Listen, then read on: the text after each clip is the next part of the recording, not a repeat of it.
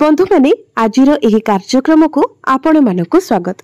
आजिर एही कार्यक्रमटी मेष राशि व्यक्ति विशेष मानक पई बहुत गुरुत्वपूर्ण अटे, कारण एही नवेम्बर मासरे शनिदेव बकरीरु मार्गी हिबा पई जाउछंती एवं गुरु जो राशि परिवर्तन करि सारिछंती तो गुरु आपणकर सुख भाबरे उच्चस्त होई सारिछंती। तेणु एही नवेम्बर मासटी आपणक पई बहुत खास हिबा पई जाउछि। तेबे नवेम्बर मासरे आपणक जीवन रे कोन सब परिवर्तन हेबाकु जाउछि। एही नवेम्बर मासरे आपणकर स्वास्थ्य, शिक्षा, प्रेम जीवन, वैवाहिक जीवन, भाग्य, क्यारियर एवं व्यापार वाणिज्यर स्थिति किपरि रहिबाकु जाउछि से विषय आजिर एही भिडियो रे आमे माने विस्तार भाबरे आलोचना करिबा। नवग्रहंकर स्थिति मध्ये जानिबा। नवग्रह आपणकु केउ फल प्रदान करिवे एवं अशुभत्व प्रदान करुथिबा ग्रह मानक पई किछि विशेष प्रतिकार मध्ये जानिबा। सेथिपई आपण माने भिडियोटी को स्किप न करी शेष पर्यंत निश्चय देखंतु एवं भिडियोटी को लाइक करी चैनलटी को सब्सक्राइब करि दियंतु।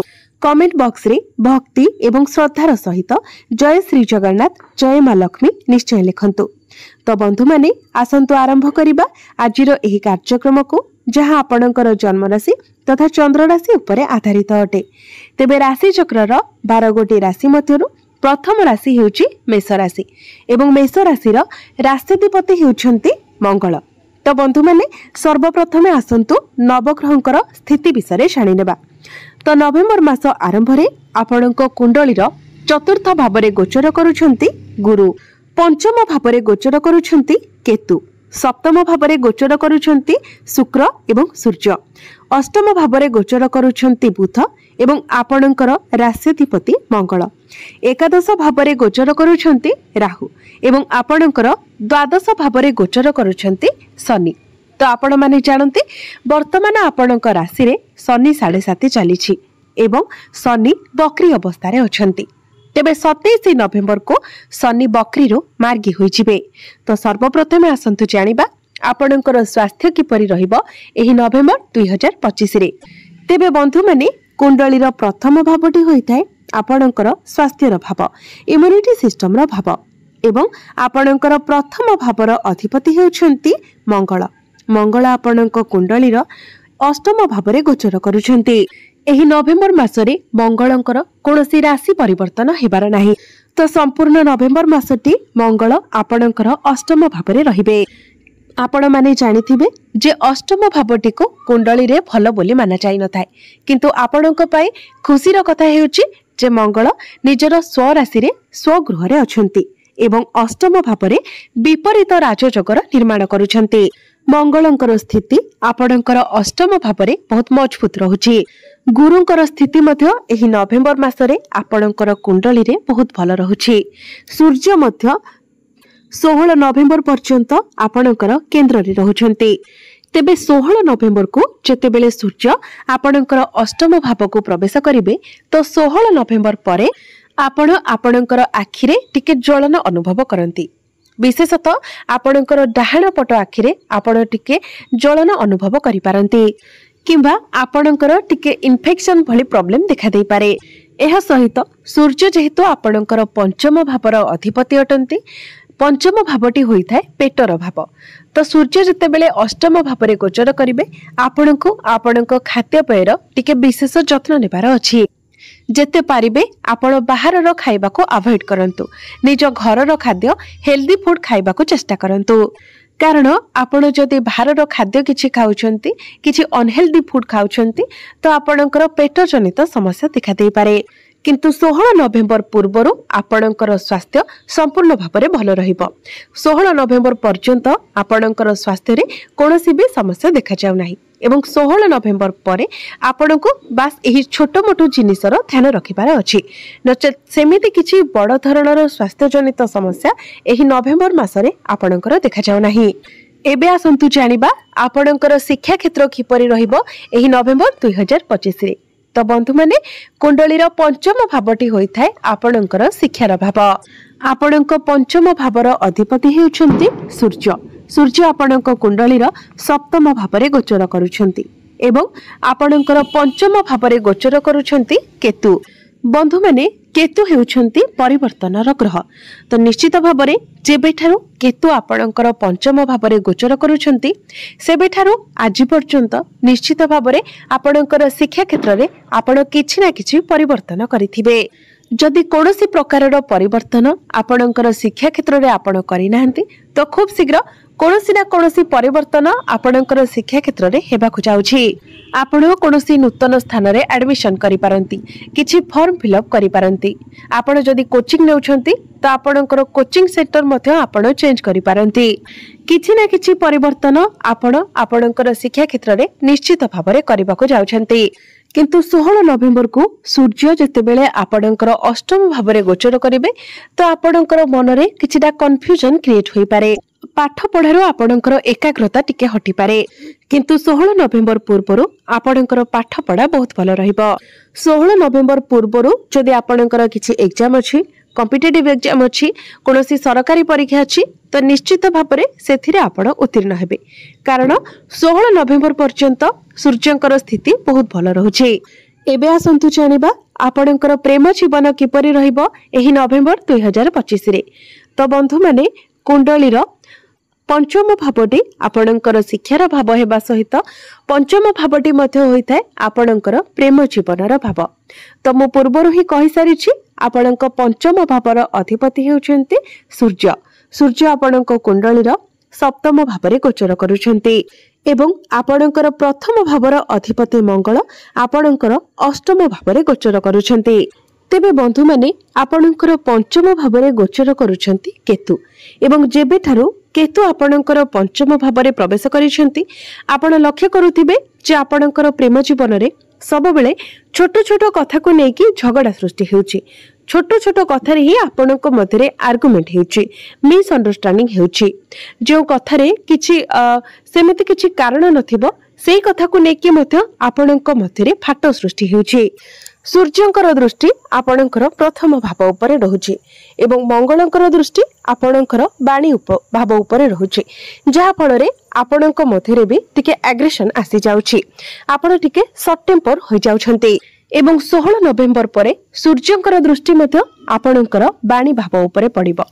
तो 16 नवेम्बर परठारु आपणको विशेष भाव रे आपणकर वाणी उपरे ध्यान रखिबार अछि। कारण आपणकर वाणी पई ही आपणक प्रेम जीवन रे अधिक समस्या सृष्टि होई पारे। आपण हठात करे किछि एपरि कहि देई पारंती जहा आपणकर पार्टनर को बहुत खराब लागि पारे।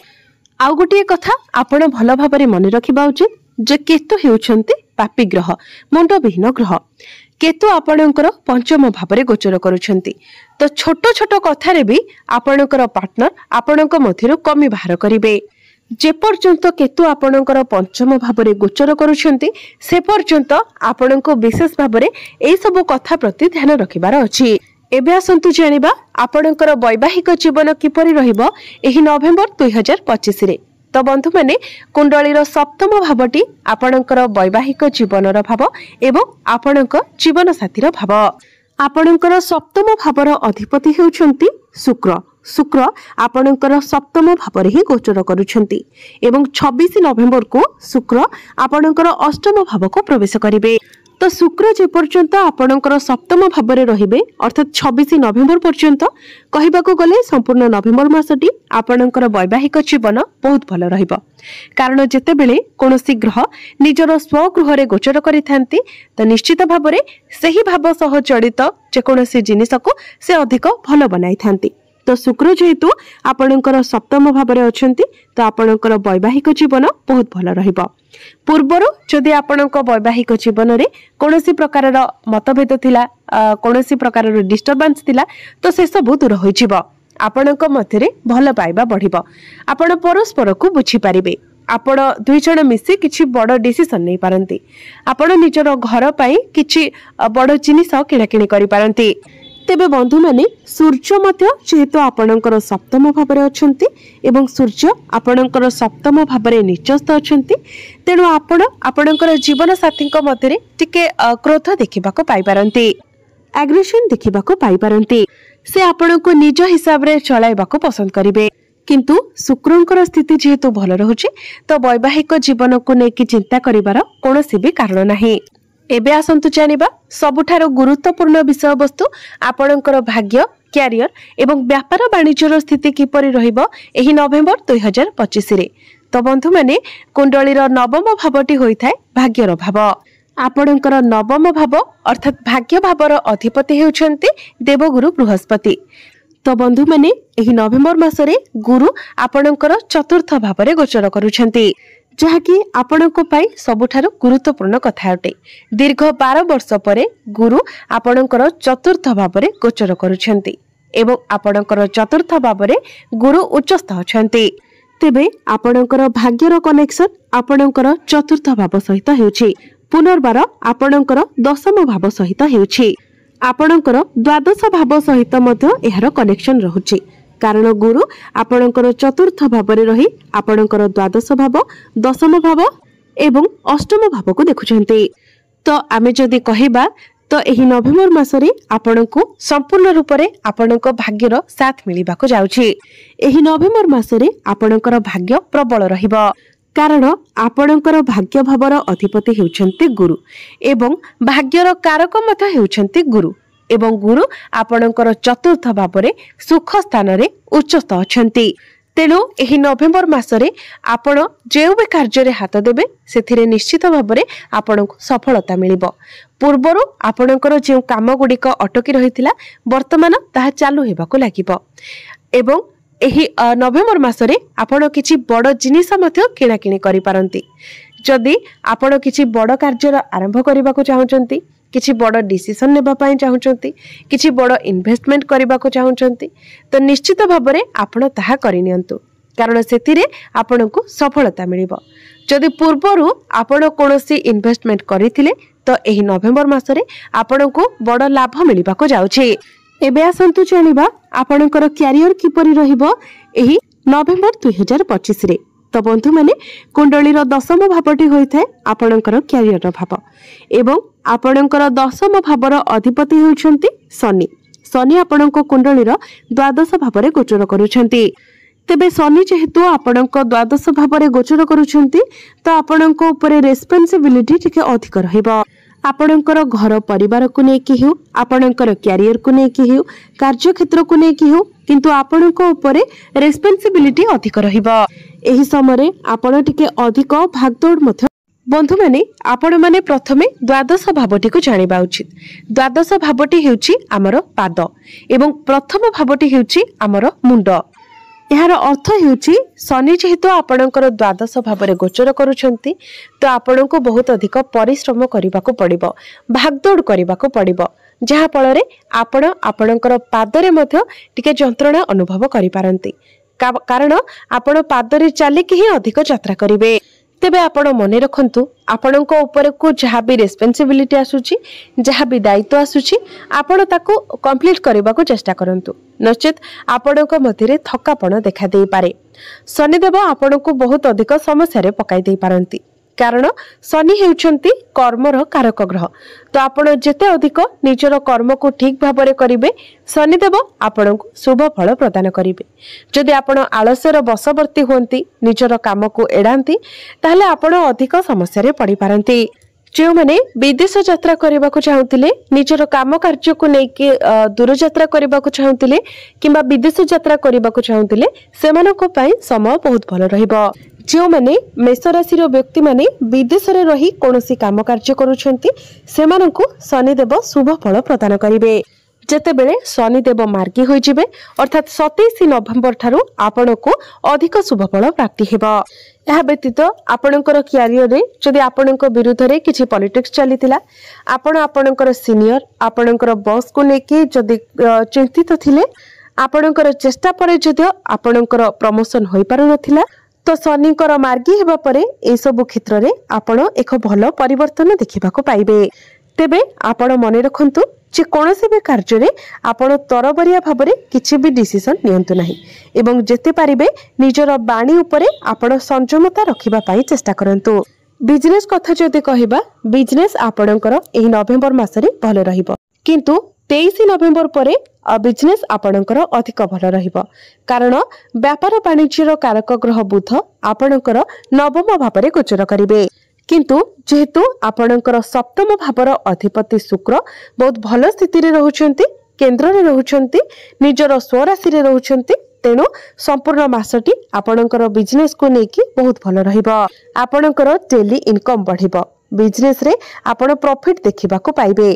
आपण किछि नुवा बिजनेस मध्ये स्टार्ट करि पारंती एवं जदि आपण पार्टनरशिप बिजनेस करूथिले तो सेथिरे मध्ये आपण प्रॉफिट देखिबा को पाइबे। तो बंधु माने एबे आसंतु जानिबा किछि प्रतिकार विषय रे, जो प्रतिकार गुड़िक करिबा द्वारा आपण को अधिक मात्रा रे शुभ फल प्राप्ति हेबो एवं जहाँ सब अशुभत्व रहुछि से गुड़िक मध्ये दूर होइजिबो। तो बंधु माने जेहेतु वर्तमान आपणक राशि रे शनि 7.5 चलुछि, तो शनिंकर प्रतिकार स्वरूप आपण प्रत्येक दिन शनिंकर बीज मंत्र 108 थर जप करंतु। प्रत्येक दिन आपण हनुमान चालीसा पाठ करंतु। प्रत्येक दिन आपण मंगलंकर बीज मंत्र 108 थर जप करंतु एवं प्रत्येक दिन आपण उदित सूर्य को तंबा पात्र रे जलार्घ्य अर्पण करंतु। आपण को अधिक मात्रा रे शुभ फल प्राप्ति हेबो।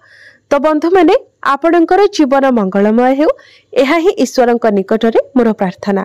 धन्यवाद।